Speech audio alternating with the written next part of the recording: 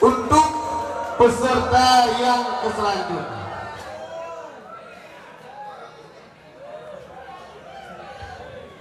akan kita panggilkan Tengku yang memegang nomor urut 6. Kepada Tengku, tempat dan waktu kami persilahkan dengan segala hormat.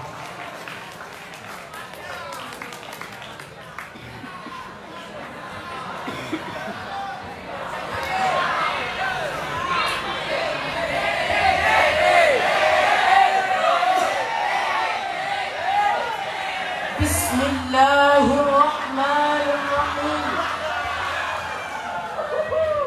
Assalamualaikum warahmatullahi wabarakatuh. Alhamdulillah. Alhamdulillahilladzi ja'ala al-Islam dinan وجعل القرآن إماما وجعل رسول الله صلى الله عليه وسلم أسوة حسنة. أشهد أن لا إله إلا الله وأشهد أن محمد رسول الله. اللهم صل على سيدنا محمد وعلى آله وأصحابه أجمعين. أما بعد، فقال الله تعالى في القرآن الكريم: أعوذ بالله من الشيطان الرجيم. بسم الله الرحمن الرحيم. اتل ما أوحي إليك من الكتاب وأقيم الصلاة إن الصلاة تنهى عن الفحشاء والمنكر ولذكر الله أكبر والله يعلم ما تصنعون. وقال النبي صلى الله عليه وسلم في الحديث: أول ما يحاسب به العبد يوم القيامة الصلاة، فإن صلحت صلح سائر عمله وإن فسدت fasada sa'iru amali. Sadaqallahul azim. Kata-kata takzim kami kepada almarhum Abu dan almarhumah Umi yang berada di Kubah hanya doalah yang dapat kita kirimkan. Allahumma ja'al qabrahuma rawdatan min riyadil jinan ولا تجعل قبرهما حفرة من حفر النيران. Kata-kata takzim kami kepada Abu Pucuk Pimpinan Daya Istiqamatuddin Darul Mu'arif dan Darul Mu'arifah beserta keluarga yang insya Allah dirahmati oleh Allah Subhanahu wa ta'ala. Kata-kata takzim kami kepada seluruh dewan-dewan guru, baik yang merangkuk menjadi dewan-dewan juri yang adil lagi bijaksana, yang paling istimewa, kepada sidang pimpinan yang dirahmati oleh Allah Subhanahu wa ta'ala. Alangkah mirisnya seseorang yang mengaku bahwa dia adalah orang Islam dan menyandang status muslim tapi tidak melakukan salat. Bahkan hadirin, pemandangan ini bukanlah hal yang baru, sehingga pelakunya pun tidak lagi merasa malu. Maka oleh karena itu, pada kesempatan yang mulia ini kami akan mengupaskan satu sarahan yang meriantasikan urgensi dan fungsi salat dalam kehidupan manusia.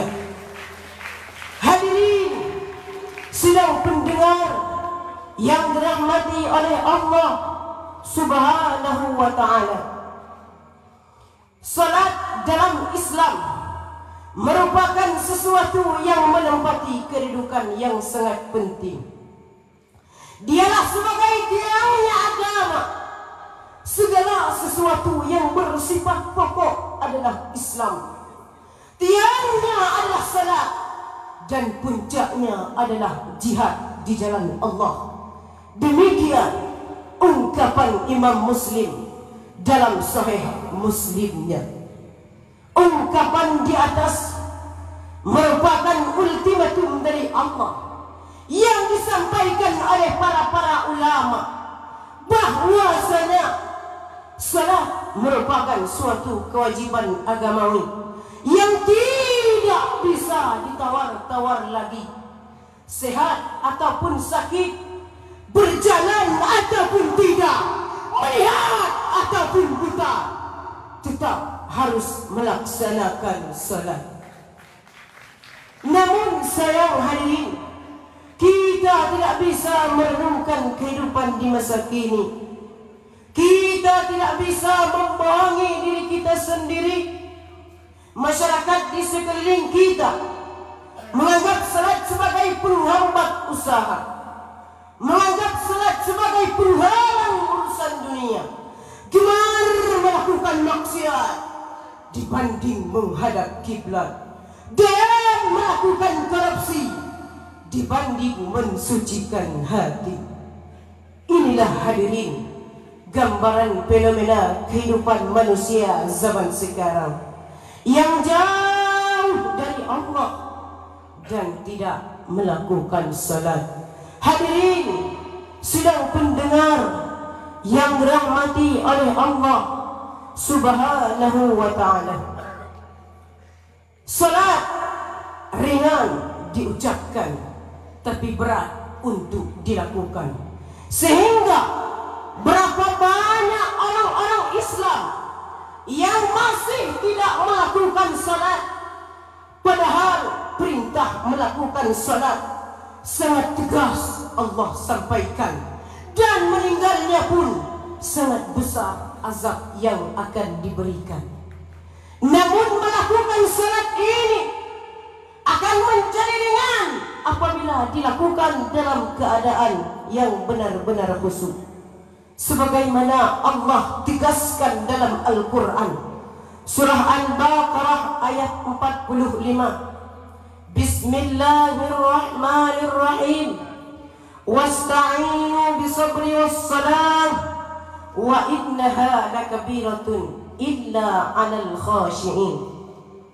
Minta tolonglah kalian dengan sabar dan salat, dan bahwa sesungguhnya salat itu sangat berat kecuali bagi orang-orang yang benar-benar khusyuk. Dewan Hakim yang adil dan bijaksana di dalam kitab Khasyiatus Sari ala Tafsir Jalalain oleh Syekh Ahmad bin Muhammad As-Sawi Al-Maliki menjelaskan pada ayat illa 'alal khashi'in ini merupakan istisna mufarrah yang mengandung makna nafi. Artinya la tashilu illa 'alal khashi'in. Salat itu tidak mudah kecuali bagi orang-orang yang khusyuk. Hadirin sidang pendengar yang dirahmati oleh Allah Subhanahu wa ta'ala, lalu timbullah pertanyaan, apakah fungsi salat dalam kehidupan manusia?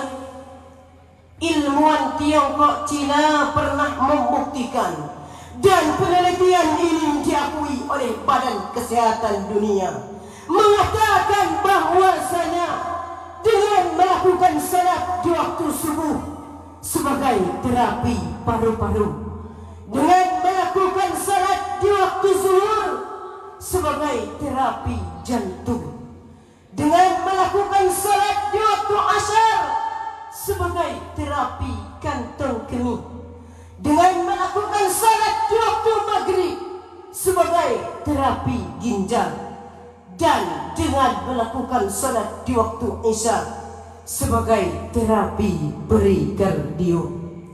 Namun hadirin, hikmah terpenting dan fungsi yang paling pokok dalam melakukan salat adalah salat mampu mencegah dari mungkar.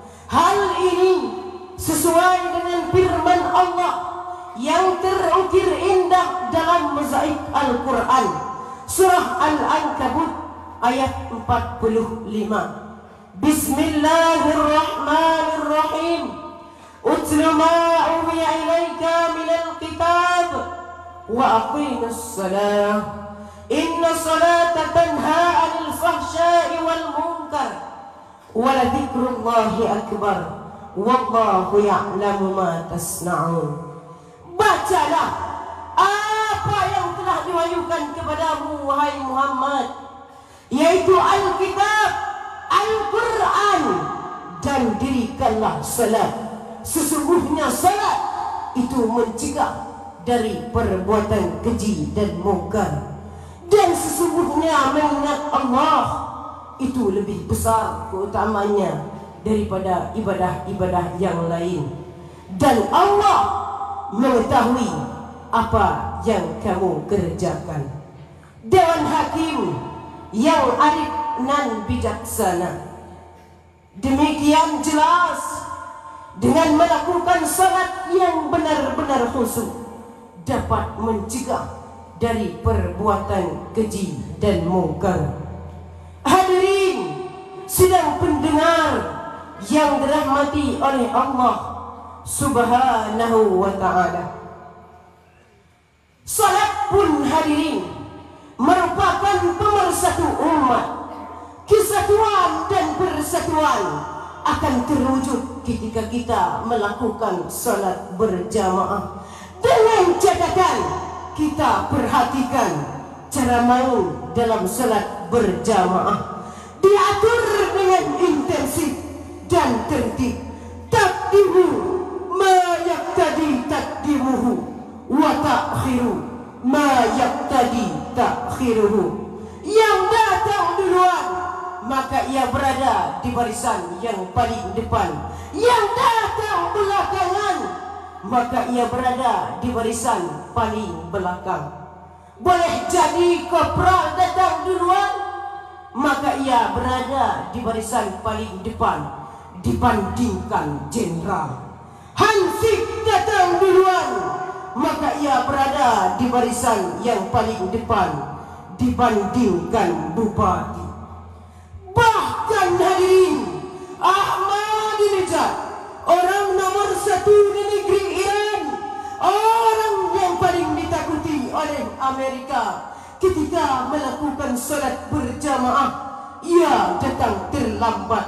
Maka mau tidak mau, ridha tidak ridha, maka harus berada di barisan yang paling belakang.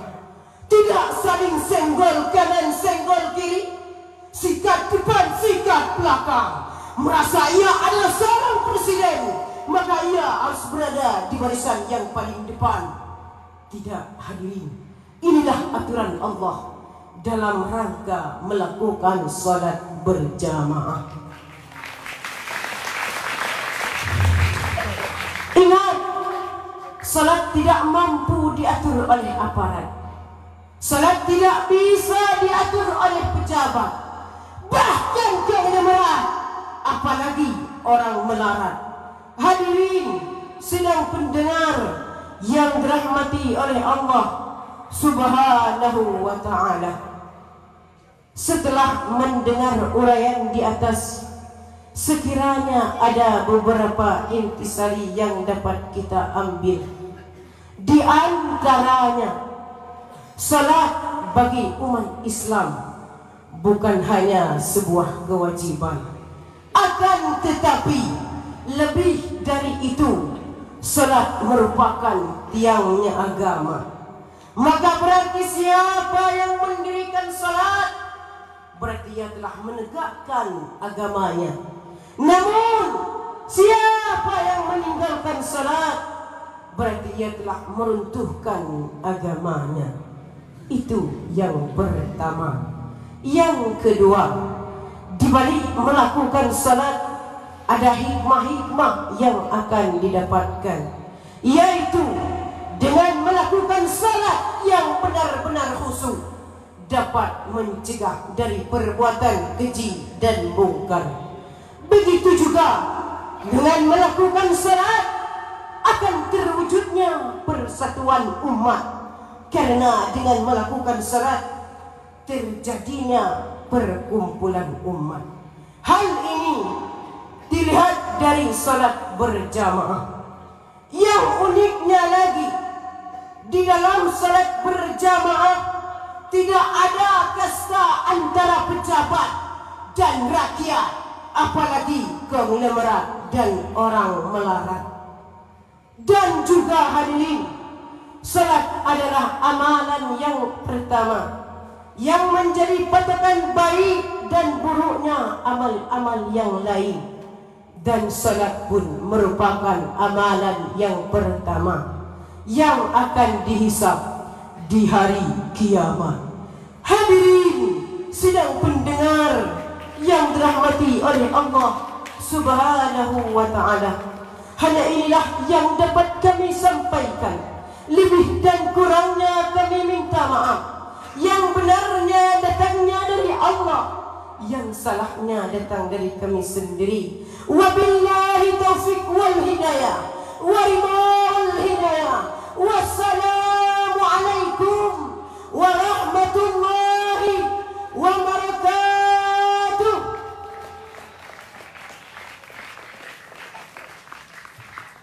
Dewan Hakim yang terhormat, peserta yang barusan turun yang memegang nomor urut 6 atas nama Tengku Muhammad Haikal Saputra dari Jambi, kelas 2A, utusan kabilah Isnu.